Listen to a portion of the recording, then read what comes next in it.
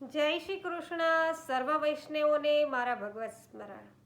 શ્રી વલ્લભાધીશ કી જય. વૈષ્ણવો આપણા બધાના અહોભાગ્ય છે કે સાથે મળી અને પુષ્ટિ ચિંતન કરી રહ્યા છીએ. તો એ કોના પ્રતાપથી? શ્રી મહાપ્રભુજીના. આપ શ્રી વલ્લભની કૃપા આપણા સર્વ પર છે તે આપણે આ પ્રકારે સત્સંગ કરી રહ્યા છીએ. આજે સત્સંગમાં આપણે જોઈએ કે જગદીશની જગ વ્યવસ્થા. તો ઉપનિષદમાં કહેવાયું છે કે ભગવાનને એકમાંથી અનેક થવાની ઈચ્છા થઈ અને પોતે જગતરૂપ બન્યા. તો પોતે જગતરૂપ બન્યા અને પોતાના આધ્યાત્મિક સ્વરૂપ અક્ષર બ્રહ્મમાંથી ત્રિગુણાત્મક દેવો બ્રહ્મા, વિષ્ણુ અને મહેશને ઉત્પન્ન કર્યા અને સૃષ્ટિના સર્જન, પાલન અને વિલયનું કાર્ય સોંપ્યું.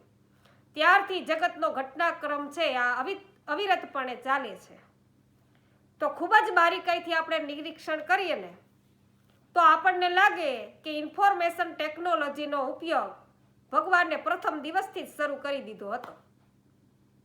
સમગ્ર વિશ્વની વિવિધ ઘટનાઓ માટેના સોફ્ટવેર પોતે જ તૈયાર કરી દીધા હશે અને સારી વ્યવસ્થાને કોમ્પ્યુટરાઇઝ કરી લીધી હશે. એનું મોનિટરિંગ છે એ જગન્નિયંતા પોતે જ કરતા હોવા જોઈએ. કારણ કે સમસ્ત બ્રહ્માંડના સુનિયંત્રિત સંચાલન માટે અન્ય કોઈ જ કર્મચારી દ્રષ્ટિગોચર થતો નથી. તો ઉપનિષદ કહે છે કે જગતની ઉત્પત્તિ, સ્થિતિ, ગતિ અને લયનું કારણ બ્રહ્મ જ છે. તો બ્રહ્મસૂત્ર તો જન્માદ્યસ્ય યતઃ એમાં આ જ વાત છે એ સમજાવી છે. ગીતાજીમાં ભગવાનને સ્વયં સૃષ્ટિનું સંચાલનનું તત્વજ્ઞાન છે એ સમજાવ્યું છે. કર્મયોગી માટે કર્મની પ્રાધાન્યતા બતાવી છે. તો ભક્તિ યોગમાં ભક્તિનો મહિમા ગાયો છે અને કર્મ કરનાર પર પણ છે એ પોતે અને કર્મ અનુસાર પ્રાણી માત્રને ફળ આપનાર પણ પોતે જ ભગવાન.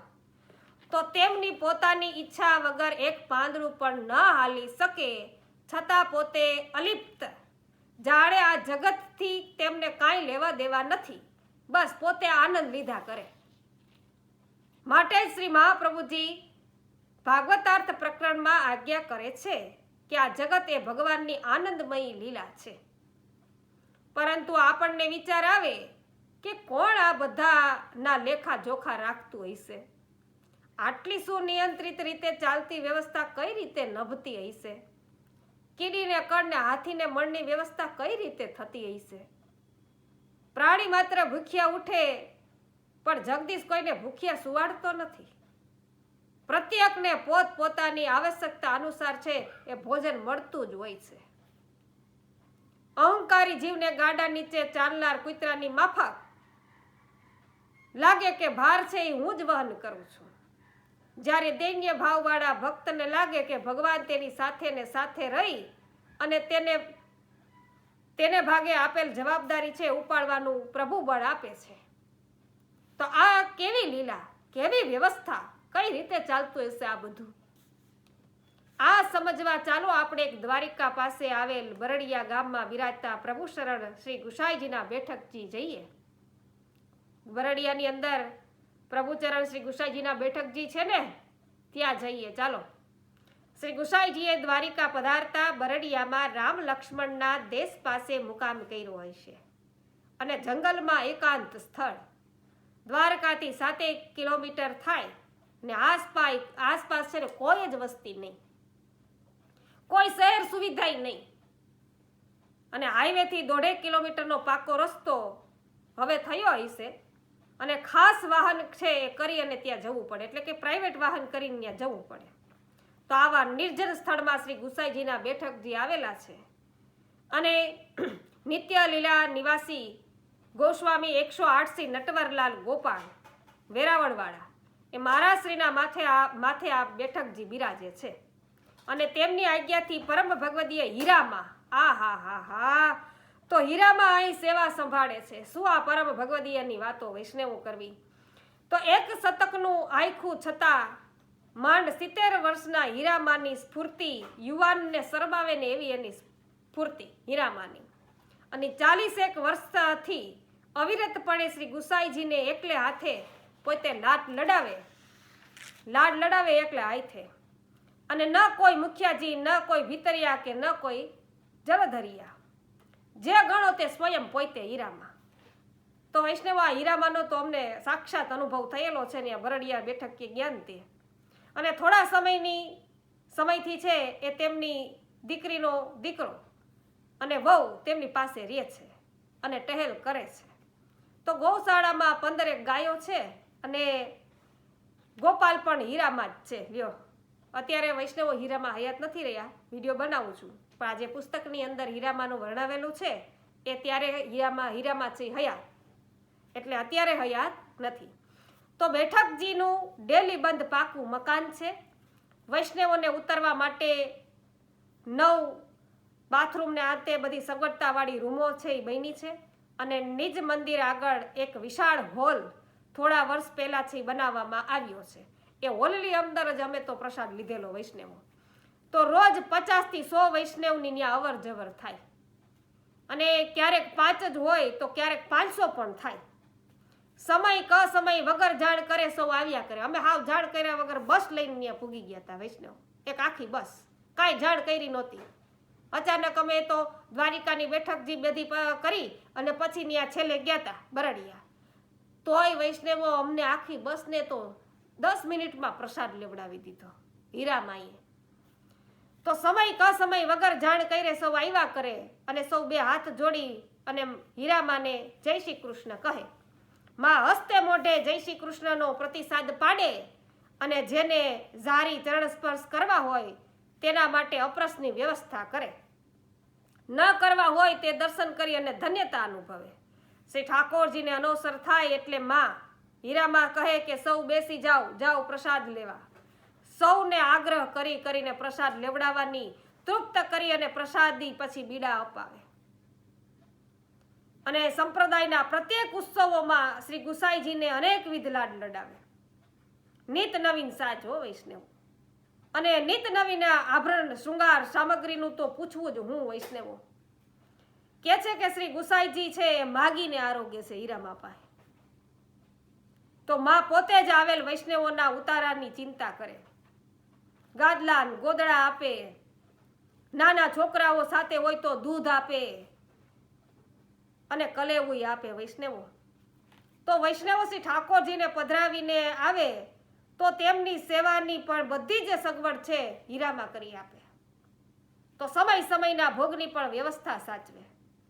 તો વૈષ્ણવો શ્રી ઠાકોરજીને અનુસર કરી દ્વારકા વગેરે જાય અને મોડું થાય તો માં પ્રેમથી શ્રીના બધા જ સ્વરૂપને જાપીજીમાં પોઢાડે. શું હીરામાની સેવાની વાત કરવી. અને મંગળાથી શયન પર્યંતનો સંપ્રદાયની રીત મુજબનો બેઠકજીનો સેવાક્રમ, અને વચ્ચે આવનાર વૈષ્ણવોને જારી ચરણ સ્પર્શની વ્યવસ્થા. મેવો સિદ્ધ કરવો હોય, દૂધ ઘર ધરવું હોય તો તે સર્વ માટે આવશ્યક બધી જ વ્યવસ્થા. અને ફૂલ ઘર, શાક ઘર, પાન ઘરની સેવા પણ સૌ પાસે કરાવડાવે. અને મેળ મર્યાદા શીખવે વૈષ્ણવો.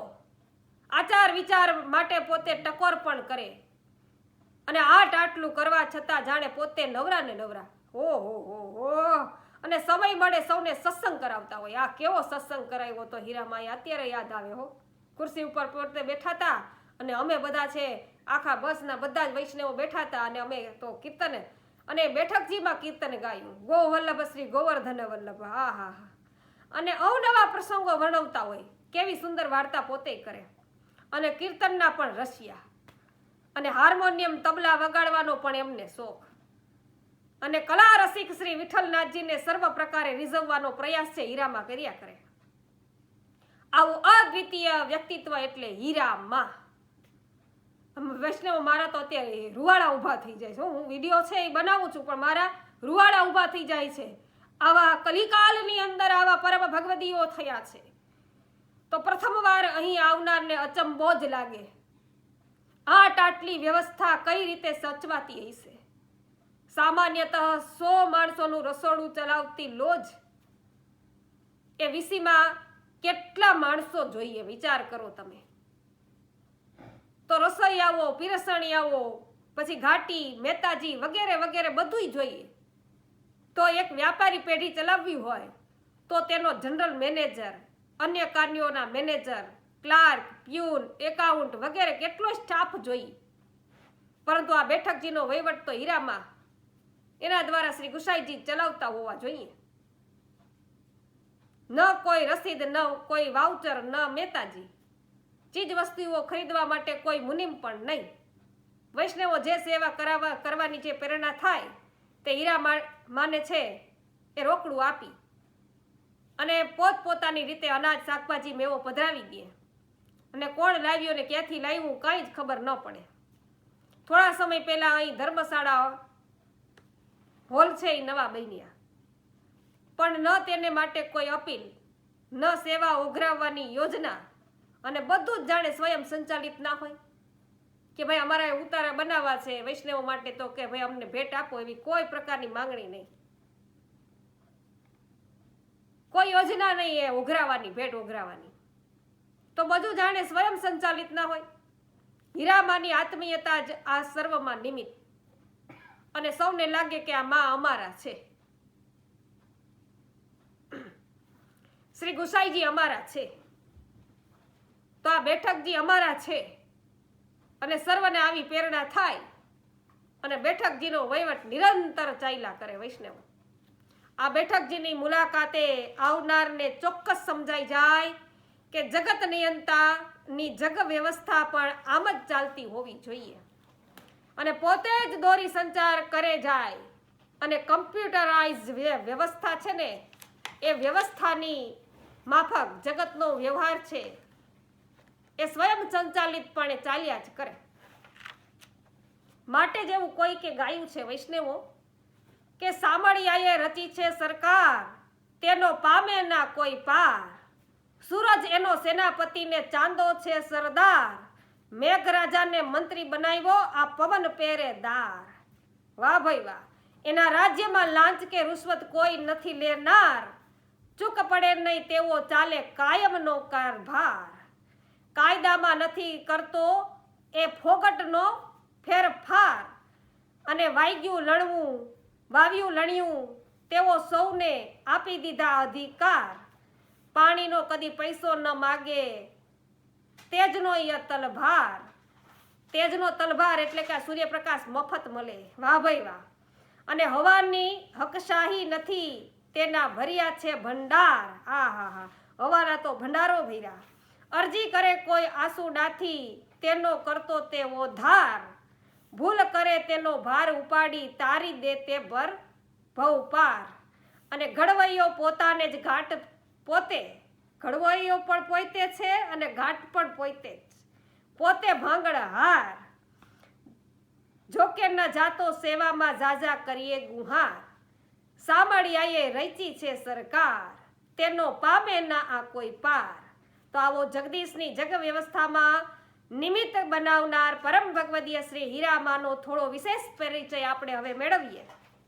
તો બેઠકજી છે, તો બેઠકજીઓના જીર્ણોદ્ધાર નિમિત્તે ગોલોકવાસી શ્રી રમેશભાઈ પરીખ, એનાથી તો આપણે બધા પરિચિત છીએ, એના જ બધા પુસ્તકો છે એ આપણે વાંચીએ છીએ.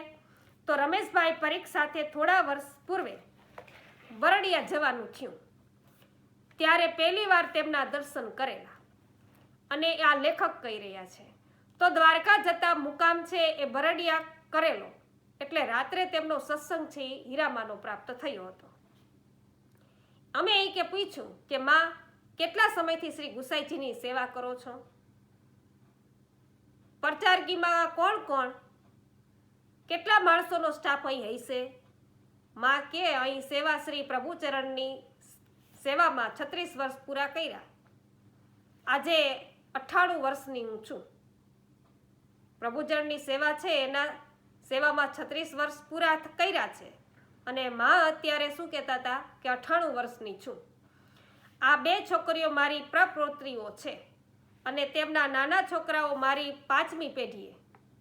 ક્યારેક મળવા આવે તો મારી સાથે ટહેલ કરે, બાકી તો હું એ ગોવાળ જે છાણ વાસીદું કરે, અને ત્રીજો મારો ઠાકર જેને હમણાં જ હું પોઢાડીને આવી.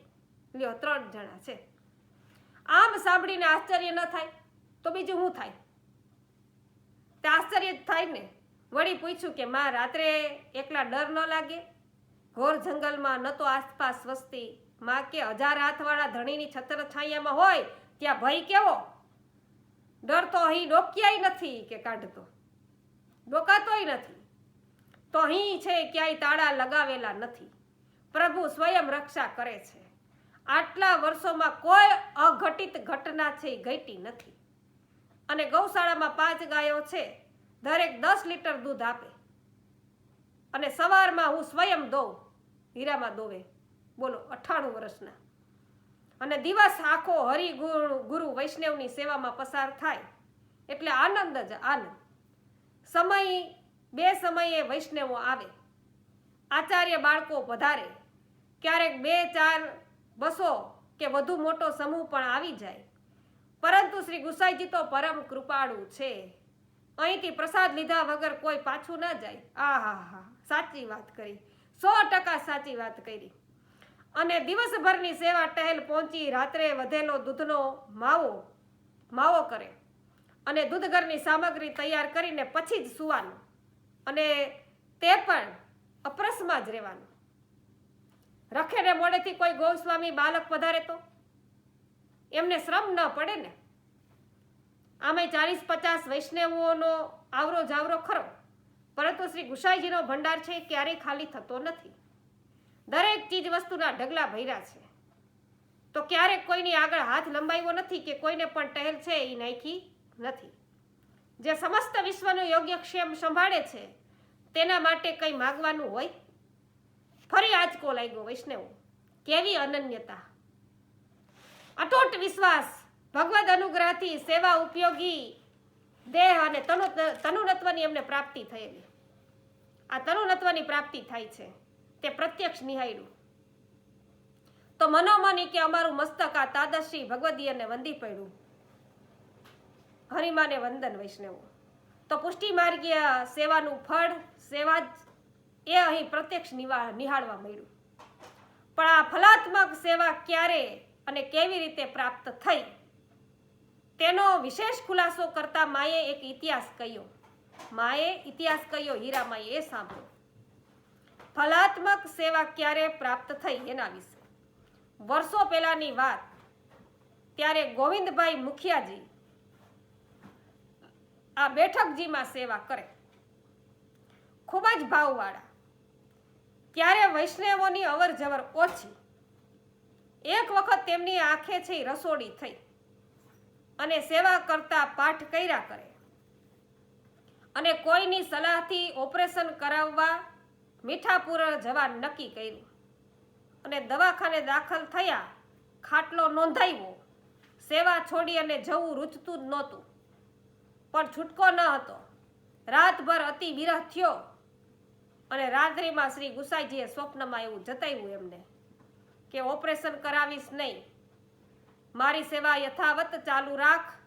અને ગુસાઈજીએ આવું કીધું એટલે કે યથાવત તું મારી સેવા ચાલુ રાખ અને રસોડી ઉપર પ્રસાદી કંકુ છે એ દબાવી રાખ. અને ભગવદ વાણી થોડી અકડ જાય, ભગવદ વાણી છે કઈ અફળ જાય. વગર ઓપરેશન ને દર્દ ગાયબ. વૈષ્ણવ કેટલાક સમય પછી કૌટુંબિક કારણસર મુખિયાજી સેવા છોડીને પછી ચાલ્યા ગયા. તો હીરામાં ત્યારે દ્વારકા રહે. એક રાત્રે સ્વપ્નમાં શ્રી ગુસાઈજીએ દર્શન દઈ અને તેમને જણાવ્યું કે 2 દિવસથી ભોગ આવ્યા નથી. તેમને તત્કાલ બેઠકજીમાં આવવા માટે આજ્ઞા કરી. અને સ્વામીને પરિશ્રમ પડ્યો જાણી હીરામાને ખૂબ દુઃખ થયું. વહેલી સવારે ગાડા વાટે બરડિયા બેઠકે પહોંચ્યા અને જઈને જોયું તો બેઠકજીમાં કાંઈ સાધન ન મળે. ટાંકામાંથી જળ કાઢવાની વ્યવસ્થા પણ નહીં. ખૂબ જ તાપ થયો અને તે દિવસે વડાના પાંદડા તોડી તેના ધોતી ઉપરના ધૈર્યા અને દૂધગર સામગ્રી સાથે લાવેલ તેનો ભોગ ધર્યો અને સેવા પહોંચી તાળા મંગળ કરી અને ઘેરે ગયા. બીજે દિવસે ઘરેથી જારી, બંટા, ધોતી, ઉપરણા ઇત્યાદિ જરૂરી સાધન લઈ અને બેઠકજીએ આવ્યા. આવીને જોયું તો દરવાજે તાળું, ચાવી ઘેર ભૂલી ગયેલા. હવે શું થાય? દ્વારકા ક્યાં બાજુમાં હતું? પ્રભુ ભક્તની કેવી કસોટી કરે છે. ખૂબ કલ્પાંત થયો. પ્રભુને કેટલો શ્રમ, નેત્રોમાંથી અશ્રુધારા વહેવા માંડી, પરંતુ પ્રભુ તો દયાના સાગર, અન્યથા કરતુમ છે પ્રભુ. ભક્તનો દુઃખ છે એ સહન ન કરી શકે. અને કૌતુક થયું વૈષ્ણવો, અચાનક તોતિંગ તાળું છે ને તો ખુલી ગયું. અંદર જઈ અને સ્નાન કરી ભોગ ધર્યા, સેવા પહોંચી ઘેર ગયા, અને ઘરમાં પણ સેવા બિરાજે અને સખડી ભોગ પહોંચે.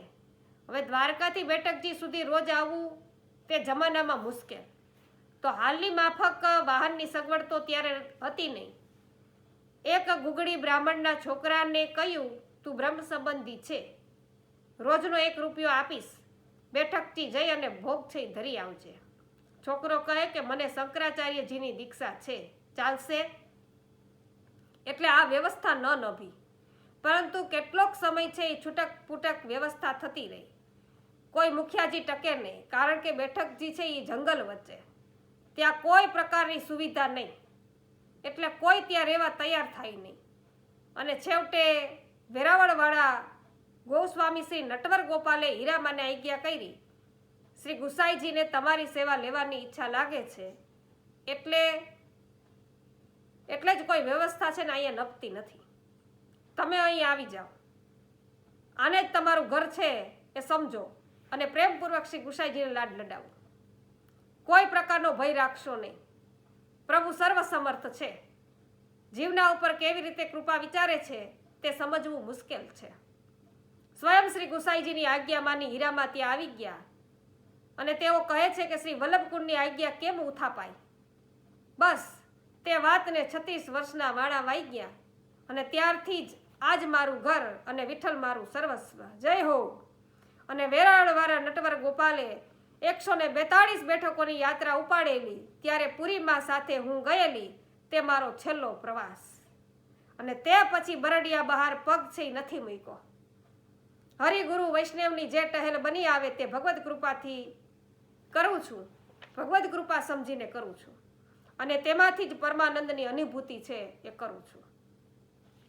તો આ વાર્તાલાપ દરમિયાન માં વિચારમગ્ન થઈ ગયા, જાણે સમાધિમાં ઉતરી ગયા, અને ફરી જાગૃત થઈ તેમની વાચા ફૂટી કે એક વખત અન્નકોટનો ઉત્સવ આવ્યો.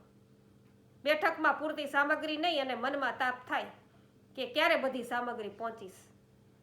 પરંતુ ભક્તને ચિંતા કરાવે તે ભગવાન સાના. જામનગરમાં એક લોવાળા વૈષ્ણવ છે, એને સ્વપ્નમાં આજ્ઞા થઈ ગઈ વૈષ્ણવો કે કાલે બેઠકે સામગ્રી પહોંચાડ, હવે સમય ક્યાં છે. બસ બીજા દિવસે તે અન્નકોટની સગળી સામગ્રી લઈ અને બેઠકે હાજર થયા, અને પોતાના પરિવારજનોને પણ બોલાવી લાવ્યા. 2 દિવસ રોકાઈ તેમણે બનતી બધી ટહેલ કરી, અને યથા સમયે શ્રીનો અન્નકોટ મનોરથ ખૂબ આનંદપૂર્વક સંપન્ન થયો. અનોસર પછી બધા પ્રસાદ લેવા બેઠા. મહાપ્રસાદ છે એ પીરસાઈ ગયો, અને પ્રસાદ લેવાની શરૂઆત થાય છે ત્યાં પેલા મનોરથી વૈષ્ણવ ઢળી પડ્યા. આહા, પાસે જ તેમનો પુત્ર બેઠેલો કહે છે કે આ તેમને 3જો હુમલો છે. મેં કહ્યું કે બેટા ચિંતા કરીશ નહીં, ચમચી દાળ મોઢામાં રેડ. પ્રસાદી દાળ મોંમાં જતા તેમને સાધારણ સ્વસ્થતા છે એ આવી ગઈ, અને ફરી દાળ છે એ લેવડાવી, અને થોડી વારમાં શેઠ છે તો સ્વસ્થ થઈ ગયા. તો ઘડીભર પહેલાની ગમગીની આનંદમાં પલટાઈ ગઈ, અને શેઠ કે ઠેઠ જઈ આવ્યો. પરંતુ પરમ કૃપાળુ વલ્લભનંદનનો હાથ જેને માથે છે, તેનો વાળ છે એ વાકો કોણ કરી શકે વૈષ્ણવો. અને પછી તો શેઠ છે એ ખાસા વર્ષો સુધી શ્રી ગુસાઈજીની એમણે સેવા કરી. તો વળી કહે છે કે મારી પુત્રીના નાના દીકરાની વહુની આંખો કાયમ દુખતી, કાયમ લાલ લે, અને બેઠકમાં ગેસનો તો ઉપયોગ નથી થતો, એટલે લાકડા જ સામગ્રી માટે વાપરીએ. તો આમ તો ધુમાડો આંખને નુકસાનકારક, પણ અહીં કે આવે એટલે સેવામાં તો નાય. તો સેવાના સંસ્કાર છે એ નાનપણથી જ, એટલે સામગ્રીની સેવા તો પહોંચે જ. પરંતુ આશ્ચર્યજનક વાત બની ઈ કે અહીં રહી જેટલા દિવસ સેવા પહોંચી, આંખો બિલકુલ સુધરી ગઈ. ખાતરી ન થતી હોય તો જુઓ કે આ સામે ઊભી છે કે એને પૂછી લ્યો. સાચે જ ભગવાનની લીલા છે ને તો અટપટી છે. માએ બીજો એક પ્રસંગ કીધો વૈષ્ણવો, અને ત્યારે ખેલના કે દિવસો હતા. મહાવદ સાતમથી શ્રીને છે એ ચડવું ધરાય, અને શ્રી ઠાકોરજી સાથે સખાથી રમવા આવે, એટલે ખેલતી વખતે આરોગ્ય. અને મારું ગુરુઘર પોરબંદર, કે એકવાર પૂજ્યપાદ બહુજી છે એ ફૂલધરિયાઓને સાથે લઈને બેઠકે પધાર્યા, અને આજ્ઞા કરી કે વૈષ્ણવોની ઈચ્છા છે શ્રી ગુસાઈજીને ચડુનો ભોગ ધરી અને બધાને લેવડાવવું. તો મેં સમયસર સામગ્રી સિદ્ધ કરી, અને શ્રી બહુજીએ જીએ છે એ પોતે ભોગ ધર્યો, અને દ્વાર બંધ કરી બહાર આવી બેઠા અને ફૂલના માળાજીની સેવા કરવા લાગ્યા. થોડી વારમાં શ્રી બહુજીને સાનુભાવ થયો. વૈષ્ણવો કે મને કહે શ્રી ગુસાઈજી આરોગતા નથી, ચડુના લાડુથી ખેલે છે, તપાસ તો કરો કે. મેં મંદિર પાસે જઈને આજ્ઞા માગી, ટેરો ખોલ્યો, આશ્ચર્ય સાથે જોયું તો પ્રભુ સામગ્રીને ગેંદની માફક ખેલતા હતા. લાડુને બોલ બનાવ્યો પ્રભુએ. વાહ ભાઈ વાહ. અને જાણે અવાજ આવતો કે આ મારા માટે નથી. હું સમજી ગઈ કે ફૂલધરિયા માટે આ સામગ્રી સિદ્ધ થઈ છે. અર્ધભુક્ત સામગ્રી પ્રભુ કેમ આરોગે? મેં ક્ષમા માંગી, બધી સામગ્રી ગૌગ્રાસમાં કાઢી લીધી, અને ફરીથી નવીન સામગ્રી સિદ્ધ કરી અને આરોગાવી. એટલે તો સંપ્રદાયમાં દરેક સામગ્રીને છે ને ગુપ્ત નામ છે. પ્રભુ આરોગી લે ત્યાં સુધી તેનું નામ પણ છે જાહેર કરવામાં આવતું નથી. તો વૈષ્ણવ આપણે 1 ડઝન કેળા લઈ આવ્યા, પછી આપણે એમ કહી કે 6 આપણે આપણા હારું રાખ લઈને 6 છે પ્રભુની સેવામાં રાખશું, તો શું થાય? એ અર્ધભુક્ત સામગ્રી થઈ, તો પ્રભુ એ આરોગે નહીં. તો માને તો આવા અનેક અનુભવો શ્રી ગુસાઈજી કરાવતા રહીએ, અને બધાની આગળ તેનું વર્ણન પણ તેઓ કરતા નહીં. તો ક્યારેક ભાવ વિભોર થઈ જાય તો અંતરમાંથી આવો ભગવદ રસ ઝરે. અને 84,252 ભગવદીઓની વાતો પ્રગટ થયેલી છે, પરંતુ પ્રભુની લીલા તો નિત્ય છે. આજે પણ આવા હીરામાં જેવા ભગવદીય રત્નો ક્યાંક ક્યાંક છૂટા છવાયા અસ્તિત્વ ધરાવે છે. અને થોડા સમય પૂર્વે જ હીરામાએ ભૌતિક દેહ ત્યાગ કરી અને શ્રી ગુસાઈજીના ચરણારવિંદનું નિત્ય સાનિધ્ય પ્રાપ્ત કરી લીધું છે.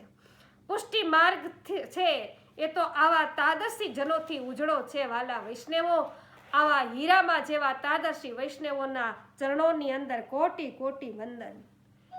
શ્રી વલ્લભાધીશ કી જય, ગુસાઈજી પરમ દયાલ કી જય.